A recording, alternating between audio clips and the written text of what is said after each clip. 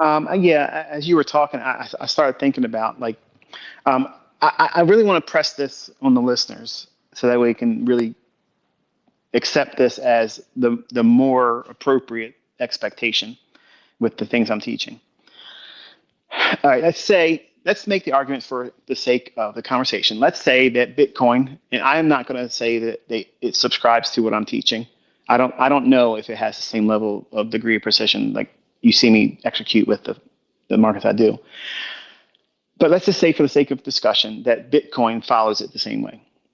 And before we traded it above 20,000 and it continued through it, you were expecting a market maker buy model to complete and a smart money reversal to form. You would have been smoked. Like you would have been completely obliterated. And you you got to understand that where we're at right now, any string of events that would take place could easily propel this thing into a parabolic run to all-time highs, and vice versa.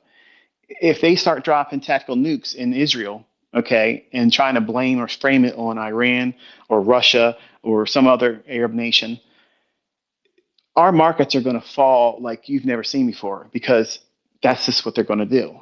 And all the ICT wonder stuff isn't going to work. It's not going to matter. Quadrants ain't going to exist. It's just going to go, there it is, it's gone, vaporized. I would be very uncomfortable allowing the previous speaker that was talking about, do I think you were coming close to a smart money reversal because of this, that, and the other thing. I am very, very cautious to even imply that that's something I would warm up to in any measure. I don't think you should think about it that way. And I'll say it this way: look how meteoric of a rise Bitcoin had. Look at the meteoric rise that gold is under right now. Look at what coffee did. Look at cocoa did. These are markets where if you're trying to use this market maker buy model to project and predict, if you will, the smart money reversal because it's done 2 drives, 3 drives, whatever drives, whatever it is that you're anticipating, you got to be real careful not to expect too much from the things I'm sharing, because what it sounded like to me, and I might be wrong, but it was my interpretation of what was being presented as an opinion or a statement. It sounds as if that you're expecting that this concept in some way or capacity is going to be able to predict the top of the marketplace. And I've already stated that I don't know how to do that when we're in all-time highs. Like I don't know how to do that. I don't believe anybody does. And if I did, I sure as hell wouldn't be teaching it. I would never teach it. And if I was teaching it and it was effective all the time, they would be want to come into my house and say, like, we want to see what you're doing, okay? Because that's just too much. But I really want to make the point, this stress, that there is absolutely no belief on my part that when markets are trading at all-time highs and there's just some parabolic runs, that there should be no focus at all on anticipating the smart money reversal. Smart money doesn't even know when it's going to reverse. They don't. So they have to wait for price to give you certain things. What they're doing is, and this is why I teach you to take partials every time it creates a swing high on any time frame.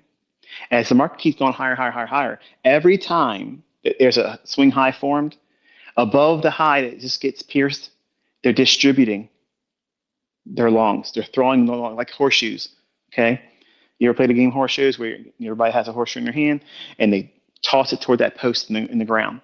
Well, the previous swing high at all-time highs, smart money is trying to toss that horseshoe around the furthest part past that high. And they're distributing their long position, exiting out, getting there. They're not trying to sell. That's their primary function is they're already long. Their function is to distribute their long position every chance they can at the most premium price they can. There may be some accumulation of shorts, but in a market like gold, where we don't know how far it's going to go, just because I have a target of 5,000 doesn't mean it can't go higher. Just because I said something doesn't make it 100% valid and true, and then nothing else can happen. So there has to be some balance with the expectation of, as a student listening to me. I understand that some of the things I show and teach and call out, and it's phenomenal, it's great. But I'm still a man, I'm fallible, I can mess up. And I don't want you to lose sight of that, because these tools, when I was younger, made me feel like I was Superman, and I hadn't mastered myself yet. So having unrealistic expectations of being able to determine where the smart man reversal is when we're at all-time highs is outside my pay grade. I don't know how to do that. So hopefully I made that very clear.